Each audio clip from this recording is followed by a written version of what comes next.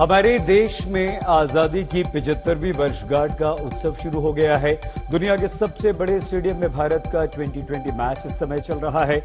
5 साल में 405 विधायकों ने दल बदलकर सत्ता का स्वाद चखना जारी रखा है और हमारे देश का नौजवान आज भी अब भी रोजगार के लिए आंदोलन कर रहा है। एग्जाम में धांधली से परेशान है तो जरूरी है कि दस्तक दी जाए। नमस्कार, रात के 10 बज रहे हैं। आप आज तक पर देख रहे हैं दस्तक। आपके साथ मैं हूं सईद अंसारी। स्वागत है आपका दस्तक में। तो आज हमारी पहली दस्तक रोजगार के ही मुद्दे पर है, जो बताएगी नौकरी देने के दावों पर चौधरी बनना कैसे उल्टा पड़ गया। दूसरी दस्तक युवाओं की भर्ती परीक्षा के मुद्दे पर है, जिसमें हम पूछेंगे कि इम्तिहान कराने में भी फेल क्यों हो जाता है हमारा सिस्टम। और तीसरी दस्तक एक ऐसे फैसले की जो बताएगी आस्था बनाम अतिक्रमण की लड़ाई के बड़े पहलू। शुरुआत आइए करते हैं रोजगार के दावों पर मुख्यमंत्री तक को भ्रम में डालकर चौधरी बनने वाले अधिकारियों और पूरे सिस्टम की पोल खोलने वाली खबर के साथ।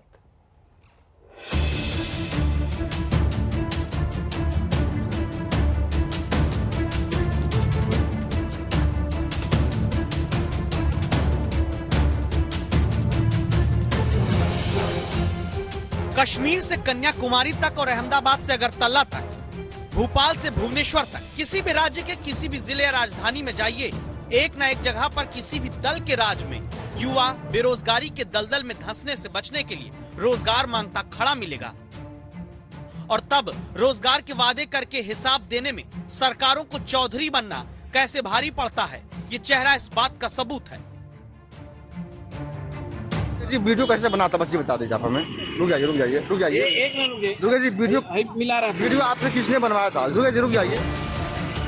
गले में गमछा, बाइक में आगे झोला उठाकर उत्तर प्रदेश के महाराजगंज से नेपाल की तरफ निकल लिए इन भाई साहब को 10 मार्च से पहले कोई नहीं जानता था। इनका नाम दुर्गेश चौधरी है, जिनका 72 सेकंड का वीडियो बुधवार को योगी आदित्यनाथ के व्यक्तिगत ट्विटर हैंडल से ट्वीट होता है, जिसमें लिखा जाता है, सरकारी नौकरियों हेतु आयोजित परीक्षाओं के समयबद्ध परिणामों एवं पारदर्शी चयन प्रक्रिया के लिए मुख्यमंत्री जी को धन्यवाद ज्ञापित करते हुए श्री दुर्गेश चौधरी जी। राजस्व लेखपाल की भर्ती आई सरकार के द्वारा, जिसमें हमने लिखित परीक्षा भी दिया। उसके बाद से हमारा नाम इंटरव्यू के लिए भी सिलेक्शन हुआ। इंटरव्यू देने के बाद फिर हमारा फाइनल रिजल्ट आया, जिसमें मैं राजस्व लेखपाल पद पे चयनित हो गया था। इस दरमियान हमारी लिखित परीक्षा से लेकर अंतिम सिलेक्शन तक पूरी निष्पक्षता के साथ वर्क किया गया था इस पे सिलेक्शन प्रोसीजर में। इसके बाद इस वीडियो में आगे लिखा गया, 4 साल में 4 लाख युवाओं को सरकारी नौकरी। और फिर कुछ ही देर बाद 4 लाख नौकरी देने वाले दावे के साथ लेखपाल की नौकरी पाकर धन्यवाद देते दुर्गेश चौधरी के वीडियो वाले ट्वीट को हटा दिया जाता है। इसे अधिकारियों की अनदेखी कहें या फिर गंभीर लापरवाही। मुख्यमंत्री योगी आदित्यनाथ के ट्विटर हैंडल से जो वीडियो ट्वीट हुआ, वो दरअसल उनकी सरकार के दौरान भर्ती का था ही नहीं। ऐसे में सवाल ये उठता है कि क्या कई अधिकारी दावों की तस्दीक भी करते हैं या फिर सरकार की तारीफ में कुछ भी ऐसे ही ट्वीट कर देते हैं। उत्तर प्रदेश में बीजेपी सरकार 2017 में बनी है। सवाल उठा दुर्गेश चौधरी क्यों अभी सरकार की नौकरी पाने के लिए शुक्रिया करने लगे। आज तक की टीम महाराजगंज में दुर्गेश चौधरी के घर तक पहुंचती है, जहां से दुर्गेश बाबू नेपाल की तरफ जाते मिलते हैं। वीडियो कैसे बनाता बस ये बता दीजिए आप हमें। रुक जाइए। एक मिनट रुकिए। जी वीडियो मिला रहा है। वीडियो आपने किसने बनवाया था? रुक जाइए। कौन बनाया था कि कोई दूसरा बनाया? कौन आया था लेने? आखिर सीएम के ट्विटर हैंडल कैसे गया वीडियो आपका? अब वो जहाँ बताइए। अरे भाई बता दीजिए, कौन सा बता दीजिए, आप बता दीजिए भैया। जो डाला है उसे बात। इसके बाद दुर्गेश चौधरी बाइक लेकर आगे बढ़ने लगे। वाली करेंगे तो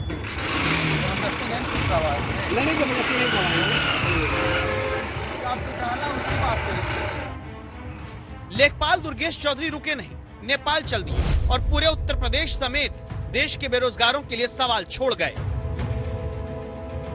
दरअसल सरकार की उपलब्धियों के बारे में बताने के लिए बाकायदा एक टीम तमाम वीडियोज और पोस्ट को शेयर करती है, जिससे सरकार के अच्छे कामों के बारे में जनता को पता कर सके।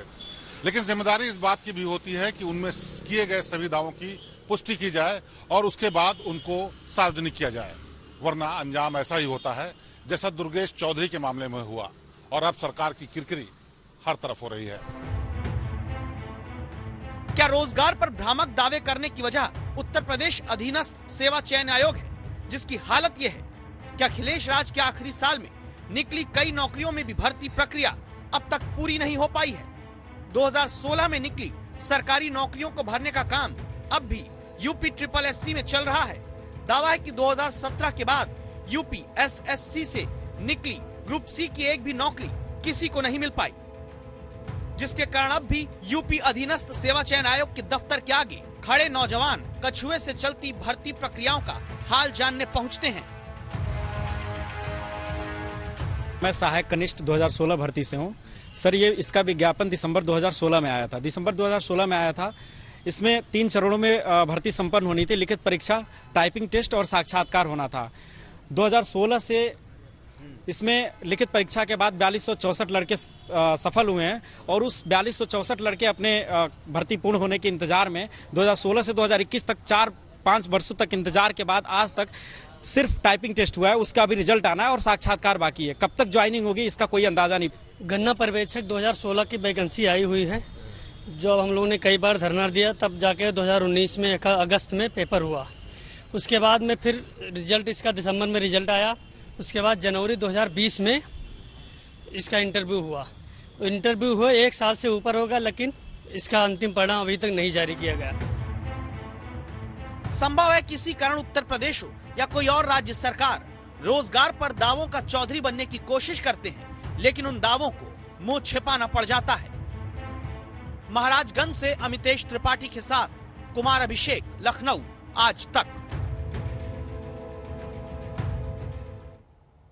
सरकारी दफ्तरों में पद खाली रहते हैं, काम लटकता है तो फाइलों के आगे बढ़ने की रफ्तार 9 दिन चले 2.5 कोस जैसी हो जाती है। जनता का काम फंसता है, भ्रष्टाचार को बढ़ावा और चढ़ावा भी मिलता है। और इसीलिए आज की दस्तक है, सरकारी नौकरियों में भर्तियों को लटकाने वालों पर कानूनी कार्रवाई होनी चाहिए।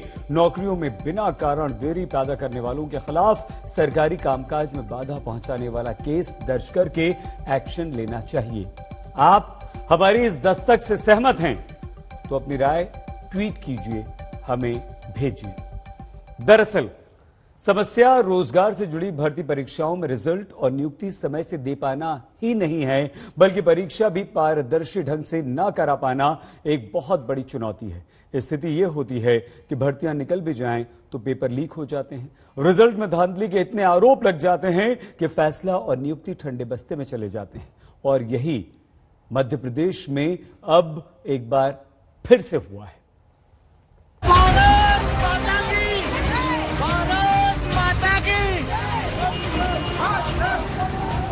भारत माता की जय और वंदे मातरम के नारे लगाते ये किसी पार्टी के कार्यकर्ता नहीं, ये वो छात्र हैं जिन्हें आगे देश में कृषि और किसान दोनों के विकास की जिम्मेदारी अपने कंधे पर उठानी थी। भारत माता की, भारत माता की।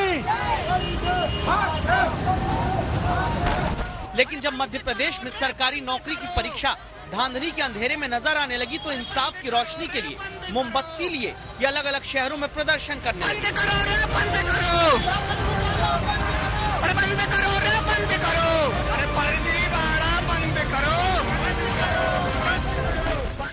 इंदौर के कृषि विश्वविद्यालय के बाहर ये छात्र प्रदर्शन करते हैं। अरे बोल, नेवी बोल, अल्लाह बोल, अल्लाह बोल, नेवी बोल, अल्लाह बोल, अल्लाह बोल। इनकी नाराजगी की वजह जान लीजिए। देश का कल्चर, एग्रीकल्चर, देश का कल्चर, एग्रीकल्चर। 10 और 11 फरवरी को मध्य प्रदेश में कृषि विकास अधिकारी और ग्रामीण कृषि विस्तार अधिकारी की परीक्षा हुई। 868 पदों के लिए ऑनलाइन टेस्ट हुआ। परीक्षा कराने की जिम्मेदारी प्रोफेशनल एग्जामिनेशन बोर्ड को दी गई थी, लेकिन ऑनलाइन परीक्षा में शामिल रहे एमपी के हजारों छात्र प्रदर्शन करते हैं। आरोप ये है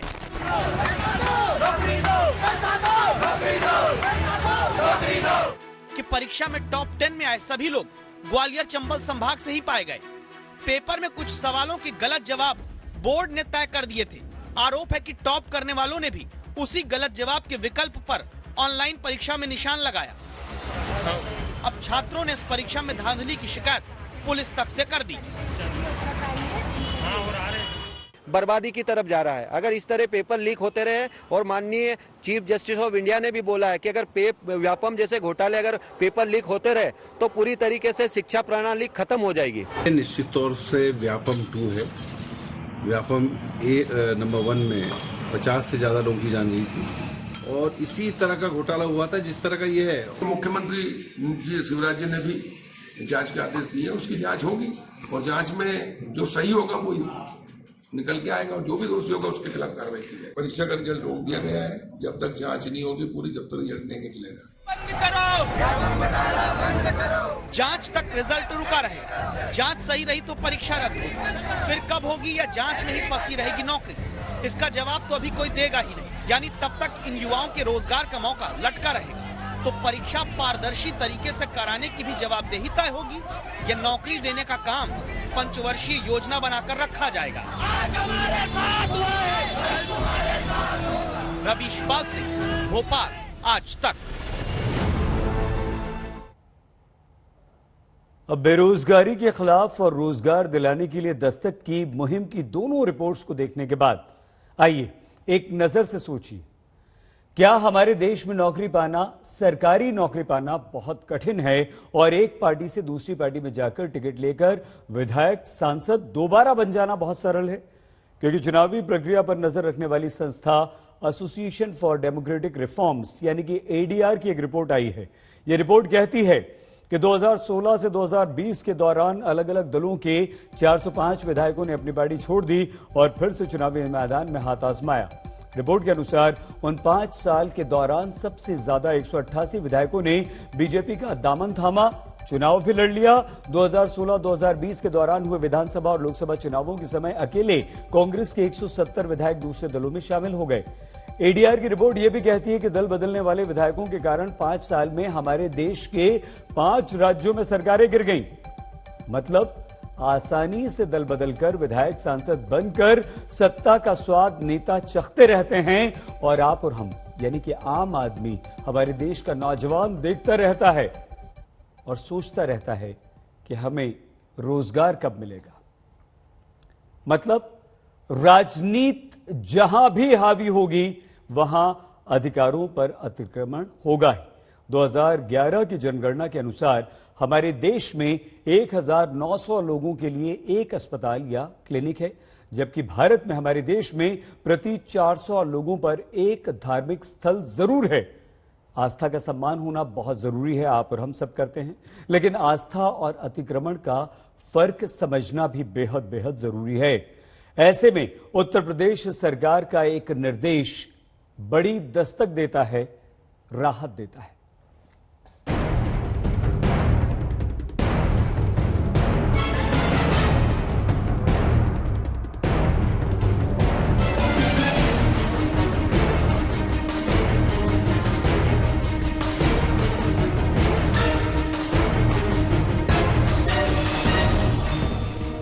में किसी का भी हो, किसी ठेस तो पहुंचाना बेकार है। ये न्याय संगत आदेश जी का एक बार स्थापित हो गई है, उसी तरीके वही रहेगी वो।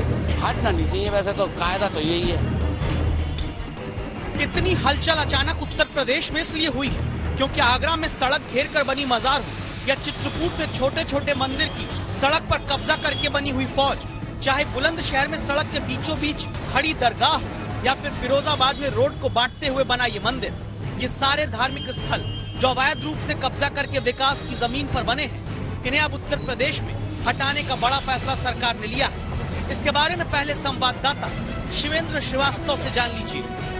बेशक यूपी सरकार ने सार्वजनिक सड़कों पर बने मंदिर मस्जिदों को हटाए जाने का फैसला अब किया हो, लेकिन इसकी तैयारी काफी लंबे समय से चल रही थी। इसके लिए बाकायदा अधिकारियों को ताकीद की गई थी कि ऐसी जगहों की जल्द से जल्द पहचान की जाए और अब 14 मार्च तक इसकी एक लिस्ट सरकार को दी जानी है ताकि इनको हटाए जाने का काम शुरू हो सके और उत्तर प्रदेश में सड़कों पर विकास का कार्य किया जा सके। तो हुआ क्या है, इस तस्वीर को देखकर समझिए। जैसे आगरा में सड़क बनी, लेकिन ये मजार देखिए, ये मजार ऐसे सड़क के बीच में है जिसके कारण इन बुजुर्ग के पास यही ऑप्शन रह गया कि या तो बीच सड़क से खतरा लेकर गुजरे या फिर जिस तरह मजार से बचकर जा रहे हैं ठीक किस तरह जाएं? दूसरे एंगल से देखिए कैसे ये मजार बीच सड़क में दाखिल होती है। इस धार्मिक स्थल को धर्म के हिसाब से आस्था की नजर से छोड़कर जनता की सहूलियत और विकास से जोड़कर देखिए, क्या इसे यहाँ पर होना चाहिए? इसीलिए उत्तर प्रदेश की सड़कों, गलियों और फुटपाथों पर अवैध कब्जा करके बने सभी धार्मिक स्थलों को हटाया जाएगा। 1 जनवरी 2011 के बाद जो भी धार्मिक निर्माण सार्वजनिक जगह पर कब्जा करके हुआ, उसे हटाने का निर्देश दिया गया है। उत्तर प्रदेश के गृह विभाग की तरफ से सभी मंडलायुक्तों और जिलाधिकारियों को इस आदेश से जुड़ी चिट्ठी भेज दी गई, जिसके बाद आगरा की सड़क पर मौजूद ये मजार हटेगी तो हटना फिरोजाबाद के इस मंदिर को भी होगा, जो सड़क के बीच में घेर कर बना है। अगर ये 2011 यानी 10 साल के भीतर तैयार किया गया। चंदौली में दुकानों से आगे और सड़क की जगह पर बने इस मंदिर को देखिए, जहां से लोग पैदल आसानी से जा सकते थे, उन्हें अब गाड़ियों के पास से गुजरना पड़ता है। तो ये मंदिर भी यूपी सरकार के नए निर्देश की निगरानी में आएगा और फिरोजाबाद की ये मजार भी हटाई जाएगी, जो बीच में बनकर अब जगह घेरती है। लेकिन सरकार के फैसले पर जनता क्या कहती है, जरा ये सुनते हैं। गलत है ये तो थोड़ा। क्या कहना आप क्या चाहते हैं? हम चाहते हैं जो धार्मिक स्थल जो जहाँ पर है वहीं रहना चाहिए बस। धर्म में किसी का भी हो, किसी ठेस तो पहुँचाना बेकार है। हम तो जो चीज जहाँ है वो वहीं रहना चाहिए। लोगों की आस्था जुड़ी हुई है हमारे यहाँ के लोगों की। अब ऐसा कार्य होगा तो विरोध होने लगेगा, सारी जनता यहाँ की विरोध कर देगी, सड़क पे आ जाएगी। तो इससे हम लोग का जो धार्मिक स्थल है अपने स्थान पे ही रहना चाहिए, सड़क की व्यवस्था अलग से कहीं कराई जाए। यही वो आस्था है जो धीरे से सड़क, गली, फुटपाथ पर अतिक्रमण कर लेती है। जबकि 29 सितंबर 2009 को देश की सर्वोच्च अदालत ने सभी राज्यों को निर्देश देते हुए कहा था, धर्म और भगवान के नाम पर कोई भी अवैध धार्मिक स्थल सड़क, पार्क या दूसरी सार्वजनिक जगह पर नहीं खड़ा किया जा सकता। अप्रैल 2016 में भी सुप्रीम कोर्ट ने कहा था, सभी को पैदल चलने का अधिकार है। भगवान कभी किसी के पैदल चलने के रास्ते में बाधा खुद नहीं बनना चाहते। अब इसी मंशा के साथ यूपी सरकार के निर्देश पर जिलाधिकारी 14 मार्च तक बताएंगे कि शहर में कितने धार्मिक स्थल अवैध रूप से बने हैं। तो बुलंदशहर में बीच सड़क पर चौराहे की जगह पर घेर कर बनी हुई इस दरगाह को शायद हटना पड़े, और झांसी में फ्लाईओवर के नीचे आम लोगों के आने जाने की जगह पर बना हुआ मंदिर भी हटाया जा सकता है। ऐसा नहीं है कि सब विरोधी कर रहे हैं, कुछ लोग सरकार के समर्थन में भी खड़े हैं। मज़हब इस्लाम ये कहता है कि किसी भी नाजायज जगह पर, किसी भी कोई झगड़े की जगह पर या नाजायज जगहों पर धार्मिक स्थल बनाना दुरुस्त नहीं है। तो हम सरकार से ये मांग करते हैं कि अगर जायज़ तरीके पे जो भी धार्मिक स्थल बने हुए हैं, उन धार्मिक स्थलों को हरगिज़ न छेड़ा जाए, और जो नाजायज़ जगहों पर बने हैं उसके बारे में सरकार क्या करती है वो सरकार बेहतर जानती है। जो सड़क के किनारे जो हुए निर्माण हुए, चाहे वो मंदिर के रूप में हो या मस्जिद हो या कोई भी धार्मिक स्थल हो, उनको हटाने का जो निर्णय शासन का है वो स्वागत योग्य है, क्योंकि कभी भी डेवलपमेंट पर ये चीजें हावी नहीं होना चाहिए। ऐसे फैसलों का स्वागत ही होना चाहिए। इसे धर्म या राजनीति के चश्मे से ना देखिए, क्योंकि राजनीति क्या करती है दिल्ली में चलिए देखिए। इसी साल जनवरी के पहले हफ्ते में दिल्ली के चांदनी चौक में सौंदर्यीकरण प्रोग्राम के तहत इस मंदिर को हटना पड़ा, तो बीजेपी ने इसका विरोध किया, आम आदमी पार्टी ने भी और कांग्रेस ने भी। सबको यहाँ पर मंदिर चाहिए था। फरवरी में सबने मिलकर मंदिर बनवा भी दिया। स्थानीय लोगों ने रातों रात मिलकर इस मंदिर का निर्माण किया, और आप देख सकते हैं कि वही प्राचीन प्रसिद्ध हनुमान की मूर्ति दोबारा स्थापित की गई है। स्टील और लोहे से पूरा मंदिर दोबारा बनाया गया है। इतना ही नहीं, प्रशासन ने, खासकर अगर बात करें निगम प्रशासन ने, सदन में बाकायदा सदन बुलाया और उसके बाद से एक प्रस्ताव भी पास किया गया कि जो मंदिर यहाँ पर हैं फिलहाल यहीं पर रहेंगे, क्योंकि इनकी वजह से किसी भी तरह का अवरोध उत्पन्न नहीं हो रहा है। यूपी में सरकार ने भी फैसला लिया है कि 6 महीने के वक्त में जो धार्मिक स्थल अवैध रूप से सड़क, गली, फुटपाथ पर हैं, उन्हें दूसरी जगह स्थानांतरित करने का रास्ता देखा जाएगा या फिर हटा दिया जाएगा। बस अब जरूरत है कि राजनीति ना हो और लोग आस्था और अतिक्रमण के बीच के फर्क को समझ लें। दिल्ली में राम किंकर सिंह के साथ शिवेंद्र श्रीवास्तव, लखनऊ आज तक।